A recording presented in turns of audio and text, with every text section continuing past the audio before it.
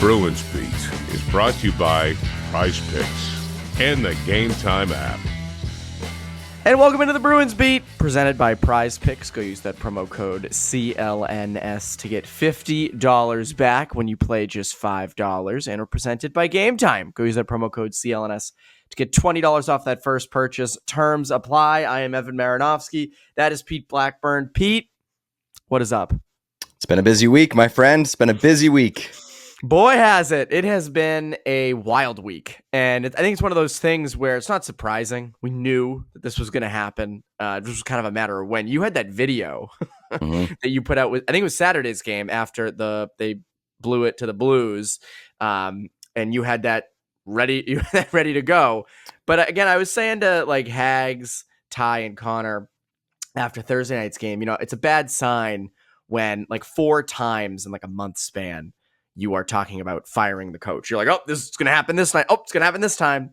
And so it just felt like a matter of time that Montgomery was gone. Yeah, and the video that I put out after the Blues game was actually recorded during the first Blues game earlier that week after the second period. During the second intermission, I recorded that video. I was like, I think they got to fire Jim Montgomery. And then they came back and they rallied in the third period, won that game. So I kept it in the drafts, and just knowing the way that the season has gone and the problems that have been consistently popping up over and over again, I was like, this will probably come out of the drafts at some point, so I'll just stash it there. I'll get some use out of this. I think it was telling after those back-to-back shutouts they had against Philly and Seattle earlier this month, where it was like, they have some momentum. They're playing good hockey, and then immediately it's just trounced. And that was sort of, the whole thing for the first month, through the first 20 games, 1 step forward and like 3 steps back. And it was no surprise on Tuesday when they decided to let him go, especially after that Columbus game.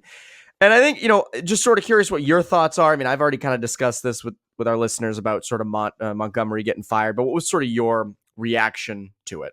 Not surprised at all. I mean, you obviously look at the grander record for Jim Montgomery, and it's very good. And I think I saw a lot of people looking at it from the outside of this market who maybe haven't been fully plugged into this team. And you see that record over 3 years, and you say, what the hell? This guy clearly wasn't the problem. Like the front office gave him a bad list of ingredients. What is he supposed to do with it? And while, I think that's probably true to an extent, the drop off that you've seen on a game to game basis, just like it's inexcusable, and there was nothing there to really build on. And you said 1 step forward, 3 steps back. It was almost like half a step forward, 3 steps back. They barely had anything to feel good about. Basically every category in the league, they were 25th or worst. And for a team that didn't have that much turnover, and the turnover that you did have, like I thought was addressing points of weakness from last year. Like they improved at the center position, regardless of whether you think Elias Lindholm is a number 1 center. Like he's a top 6 center, and he's adding to what was weak last year. Nikita Zadorov has been an adventure, but I still think that he's a good player who can help your blue line. And it's just like the writing was on the wall with how bad and boring, honestly. Like they are boring, bad, and just terrible to watch. And so there really wasn't much to suggest that Jim Montgomery should keep his job. And that's not even considering the fact that like there were cracks in the foundation to begin with, because he entered the season in a walk year. That shows to me that there was just something there that was off, that maybe their relationship was fractured a bit, regardless of like what side you thought it was on, whether it's Jim Montgomery's side or the front office's side. Something wasn't there to start this season, and it really didn't help his case the way that they started playing in the first month and change. Yeah, and I think Sweeney touched on that a lot in terms of, training camp. They got off on the complete wrong foot. Obviously, Montgomery, Elliot Friedman wrote that Montgomery was sort of hesitant about Boston before Boston was hesitant about him. I don't know. I mean, it's funny. You mentioned sort of the people from outside this market putting up the regular season record, and it's true. I mean, Montgomery was a very winning head coach here in the regular season, but I do think long-term they had legitimate questions. Is this the long-term guy? And you think about the 2020, hate to beat a dead horse here, but the 2023 playoffs where you get outfoxed by Paul Maurice, you get outfoxed by Paul Maurice the next year. You're in the same division as John Cooper. You're in the same division now as Craig Berube. Like, these are high-end head coaches who are battle tested in the playoffs and have a lot of good experience. And notoriously, like, Montgomery's not a great postseason head coach. Yeah, he isn't.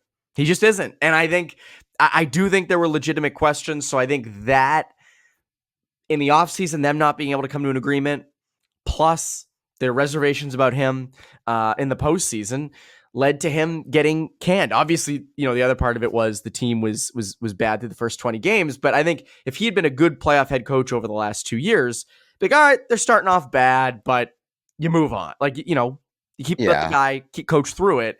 To me, it's the postseason stuff, and it's sort of the doubt in, is this the long-term guy?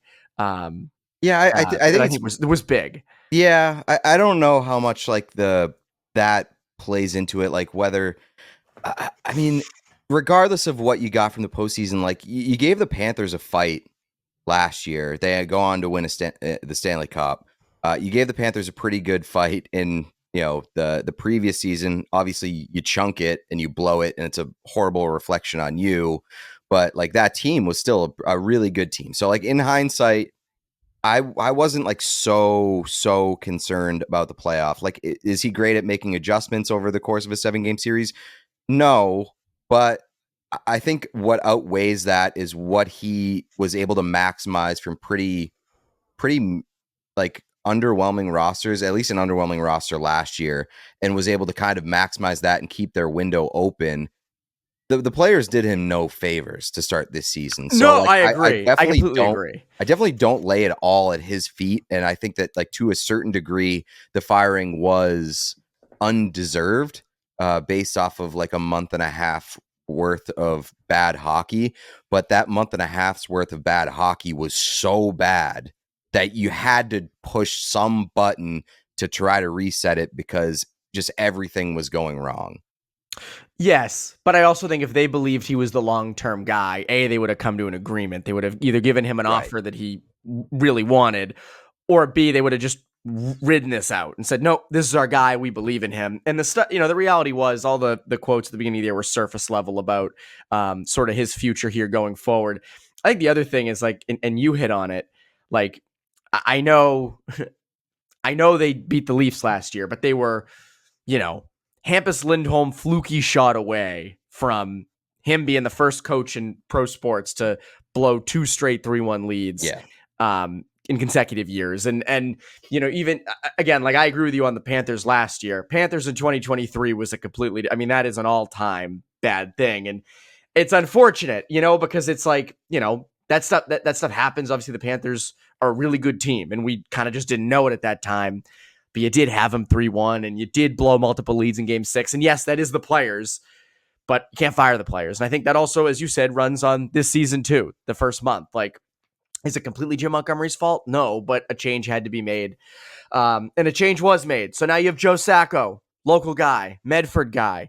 I want to talk about Thursday's game and sort of what to make of it from here. Obviously, the Bruins get that 1-0 win over a really not great Utah team.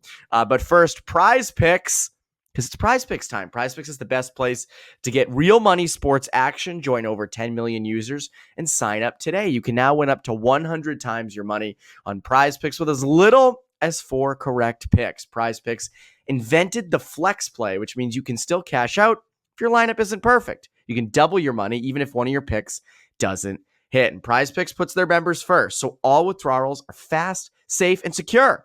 When my picks hit, I get my money in as quick as 15 minutes. That was my case during the Tyson-Paul fight this past weekend. I picked Mike Tyson more than 0.5 punches. I picked Amanda Serrano more than 152.5 punches. I think she ended up having like 320 punches, and she still lost the fight. Don't know how that happened, but I was a winner, so I was happy. Hockey-wise, if you feel like Bruins are starting to get it going after Thursday's win, maybe you pick David Pastrnak more than 0.5 goals or Brad Marchand more than 0.5 points in a game. You go for it. Okay, go for it. Sign up today and get $50 instantly when you play $5. You don't even need to win to receive the $50 bonus because it's guaranteed. Download the app today and use code CLNS to get $50 instantly after you play your first $5 lineup. Again, download the app and use code CLNS to get $50 instantly after you play your first $5 lineup. Prize Picks, run your game. So, Pete, Bruins get a 1-0 win on Thursday. Wasn't exciting, wasn't high-flying, but I got to say, it was a step in the right direction. I thought they played a good game. They played a good 60-minute effort. I know I sound like a hockey coach here, but they defended well. Yeah. Korpisalo put up a good game. Power play is still a work in progress. I know you got one power play goal, but you had a bunch. So to me, like, I think there's going to be a lot of, like, they have a kind of an easy schedule coming up, or what should be an easy schedule. And I think a lot of people are going to say, oh, well, let's see what they do against the better teams. And it's like, yeah, but also, like, let's see if they can string some good performances and good efforts together. I don't care if it's against the Panthers, or I don't care if it's against me, you, DJ, Ty, and Connor. Like, they need to string some good performances together. What did you think of Thursday? Yeah, it's a step in the right direction. It's a half a step forward. It was a pretty terrible game to watch, if we're all being honest. It's a continuation. I like defensive hockey. Sure, but like, I like defensive hockey with a little excitement mixed in. Like, defensive hockey can be exciting. Utah generated almost nothing in that game. Like, no, they didn't. Next to nothing. And so you're right. Like, you look at the stretch coming up, you're playing a lot of, mediocre to bad teams. But like, if the results are there, what is there really to complain about? Like, you can have your reserved expectations for when they do play good teams, but this was a team that wasn't winning the winnable games, which is a big part of the reason that Jim Montgomery was fired. Like, St. Louis is a bad team, or at least like at best a mid team, and you had 2 adventures against them. Columbus is a team that is a little bit better this year, but you got friggin' smoked by them. So, if you're beating the winnable games, or the beatable teams, like, all the power to you. Maybe it gives them some momentum heading into those tougher games. So we'll see what's in store over the next week and a half. Yeah, they have an interesting schedule coming up. I'm just pulling it up now. They have Detroit Saturday, Vancouver Tuesday, New York Islanders the night before Thanksgiving. So when your local bar with all the people that you haven't seen all year until the night before Thanksgiving, you can watch the Islanders and the Bruins. And then you have the Penguins on Black Friday. And then after that, you have Montreal, Detroit, Chicago, Philly, then you have Winnipeg. But again, that's getting deep into December. So you have a little stretch here where you can kind of get right, but you're in amongst those teams. So this isn't the last year, the year before's Bruins. This is a Bruins team that is very, very, very middle of the pack, if not below average. I will say, obviously, nice to see Lindholm get on the board. Finally, he's had a really rough start to the year. Kastelik, I am one of those people who they go out and get these tough guys, these big guys, and I'm like, it doesn't make that much of a difference. I'll give him this. I do think that fight, that second one with Bortuzzo on Thursday night, I do think that sparked stuff. I think the way he plays and has played so far, I mean, he's been one of the guys that has not underachieved. I think that stuff helps. When you're down and out the way they are now, Kastelik, I think, only had like 7 minutes time on ice, but made those count. I do wonder if they start to goon it up a little bit, physicality wise. I mean, you had Zadorov laying a bunch of hits on Thursday night. I don't think you're going to win any games like that, but I do think it gives you a little bit of momentum, right? Yeah, I mean, if anything, it just makes you harder to play against. They haven't been hard to play against for the first month and change of the season, and they seem lifeless. And so at least against Utah, you saw some fight, you saw a little bit of life, and you came out with a win. Like, you eked out a win against a pretty bad team, but like, you saw some signs, you saw a pulse, which is good. And I think you can carry that forward. And like, that stuff, I don't necessarily always equate the fighting and the physicality to leadership, but I do think that, like, in that moment, in that game, there was there was like a relation to leadership with that battling. And so this is a team that has not had a lot of clear leadership to start the season, which has been a problem to me from both the coaching standpoint. Like, nobody stepped in the way of this thing really going off the rails. And outside of like Brad Marchand, who is like the real strong, clear leaders on this team? Like, I don't know. You can say McAvoy, you can say Pasternak, but like those are guys who typically lead by example and not so much like verbally, at least from what I can tell. Like, they're not demonstrative leaders. They're not guys who like really get in your face if things aren't going right, or really like get vocal if things aren't going right. And those guys haven't been leading by example. So like, to see any sort of fight or leading by example is a step in the right direction for this team, if you ask me. 100%. Yeah, and I think that that's an encouraging thing that needs to continue going forward. And again, they scored that power play goal, and then seconds later, Castellic beats up Robert Pertuzzo pretty bad. So, yeah, I'm curious to see if that continues. I think it has to. Also, I said this last night, but like, how weird is it at this point in the season, given where the Bruins are, like, Castellic and Korpisalo might be two of the Bruins' better and more important players at this juncture. Do I think that stays the same? It probably shouldn't. I hope it doesn't. But Korpisalo and Castellic, like, the returns on them are better than what Linus Ullmark is giving the Ottawa Senators at this point, which is unbelievable. Unbelievable. Yeah, I mean, I'm not surprised about Ullmark in Ottawa. It takes goalies a little while to adjust, especially when you're going from a team that is much worse. Like, I'm not fully shocked that it hasn't been a home run quite yet. I think long term it'll be fine, but normally I'd agree with you, but Ottawa is like one of the better defensive teams in terms of structure and like what they're allowing. They're not allowing a ton of high danger chances. They're not allowing a ton of like expected goals because of that. And like, their defense has actually been there, and the goaltending has been pretty tough, which is strange. But I do have faith that Ullmark will get right, and I think that Ottawa can be in a good position when he does. Yeah, I meant sort of coming into the year. Like, last year, their numbers were actually, the Bruins were kind of near them in terms of advanced defensive statistics last year, which I don't think many people realized. But I still expected a little bit of a regression, but to this extent, no, I didn't. And to have Castellic be as consistently a menace as he has been. And Korpisalo has been better. I want to get into Korpisalo. I want to get into the big question I have with this team. But first, game time. There's nothing like watching an NBA or an NHL game live. The energy in the building, the sounds on the ice, the court, the memories you make with family, friends, and other fans. It's unmatched. Coolest part is when strangers sitting around you become your best friends, or maybe they become your enemies. You can make these memories with Game Time. Game Time has a new feature called Game Time Picks that makes getting tickets to see your favorite teams play live even easier. Game Time Picks filters out the fluff to show you only incredible deals on great seats, so you don't have to waste time researching through thousands of tickets.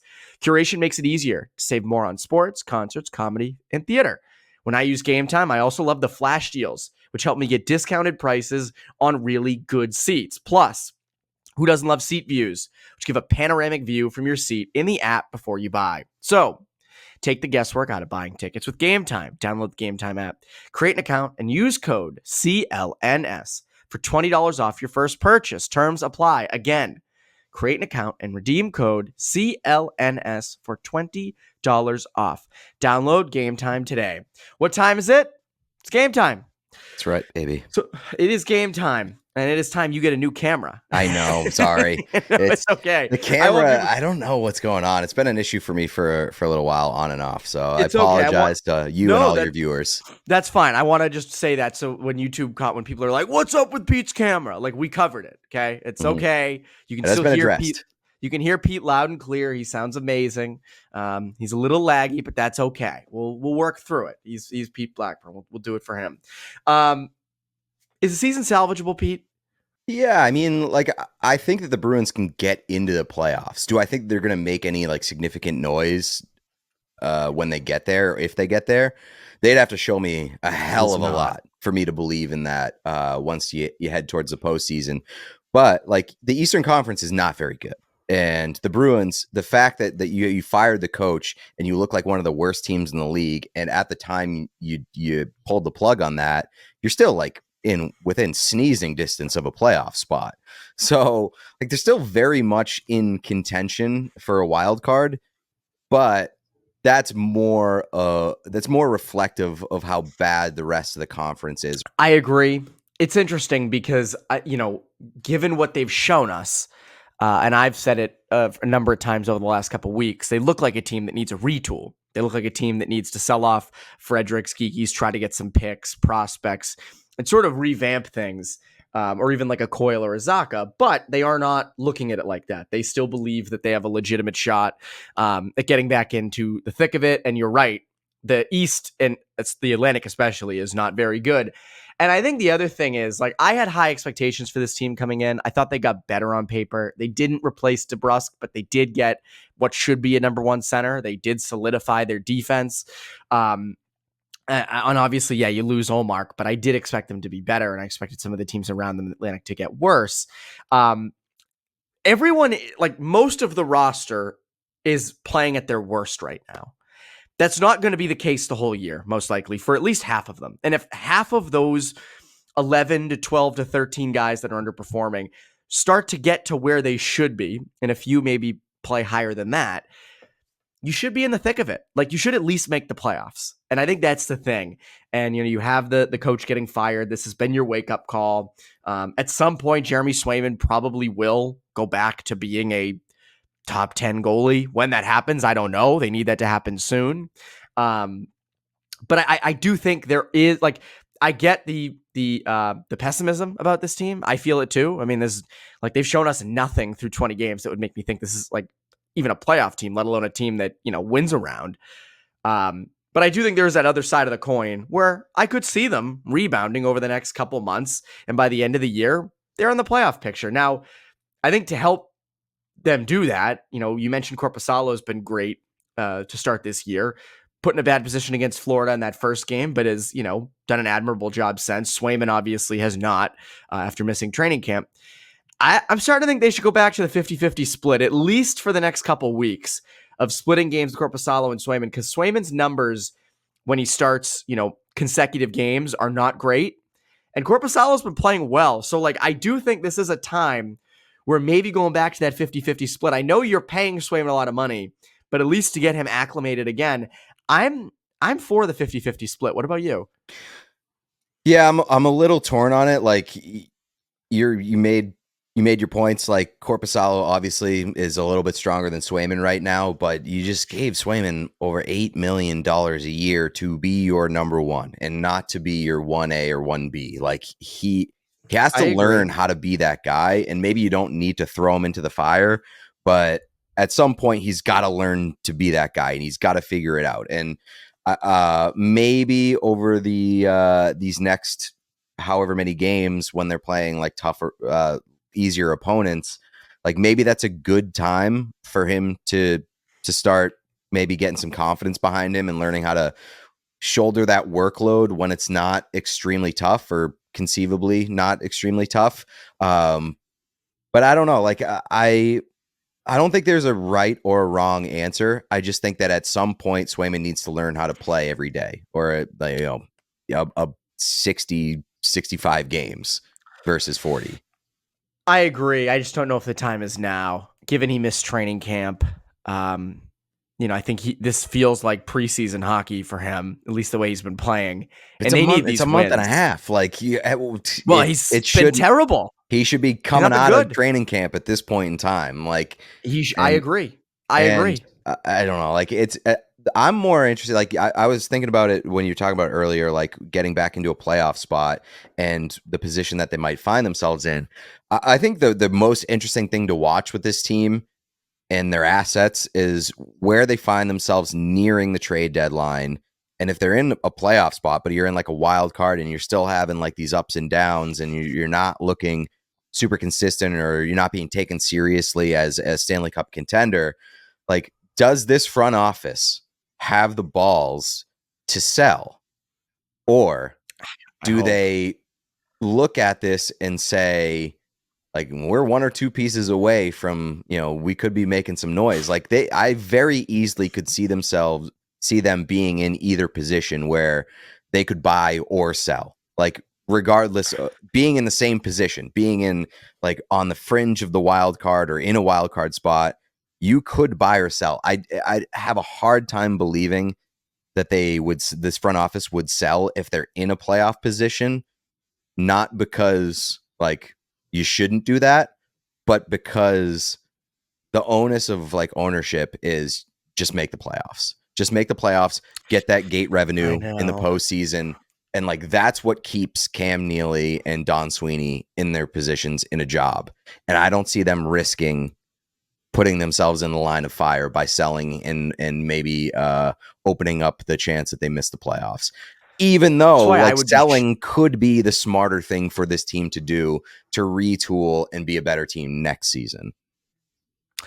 I completely agree. I would be shocked if they sold while being in a playoff spot. What I go back to though, and I think you agree with me on this, is okay. Let's say they're the second or second wild card team, and they're out in round 1, and they didn't trade Frederick or Geeky at the deadline, and they don't bring those guys back.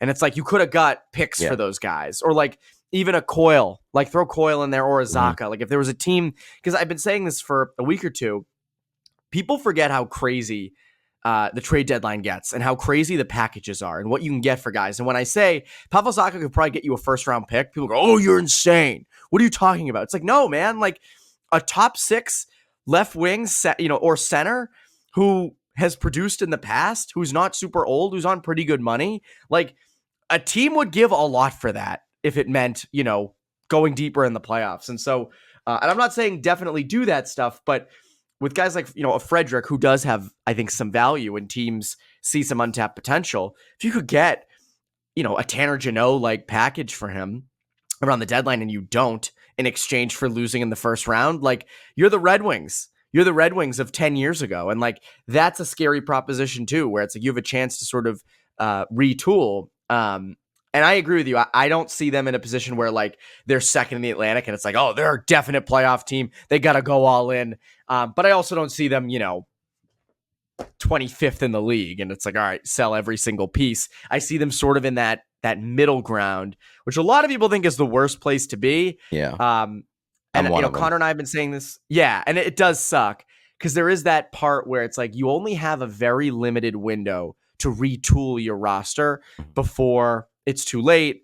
Before, again, like you lose Jake DeBrusk to free agency, you get nothing in return for him. And I'm not saying you had to trade him or anything, but like that is an asset that just went out the door.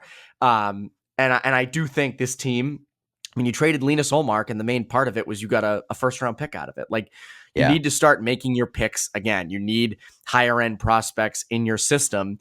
And if Trent Frederick helps you get that, if Charlie Coyle or Pavel Zacha helps you get that, like I'd be open to it. But I agree. I don't think they actually do that at the deadline. I mean, their cupboard is so bare right now when it comes to prospects and picks and just like future assets. And I think at some point you need to replenish. Like you do. And like I as somebody who like really my worst fear is being stuck in the middle and just toiling in mediocrity without really having anything to show for it. At some point, you have to like, if you're the front office, you say this may make us worse this year and we may cost us the playoffs this year, but like you have to really self-evaluate and be self-aware and say, even if we do make the playoffs, we may not have a real chance at advancing. So like this is for the benefit of the team right now, even if we have to kind of eat shit for like 6 months or 8 months or whatever it is. And again, think of the amount of guys they have locked up long term. So, you just went out, you got Elias Lindholm and Nikita Zadorov. You just signed Jeremy Swayman to an 8-year deal. You have McAvoy, you have Pasternak, you have Hampus Lindholm. You have so many guys locked up long term. So you're not rebuilding.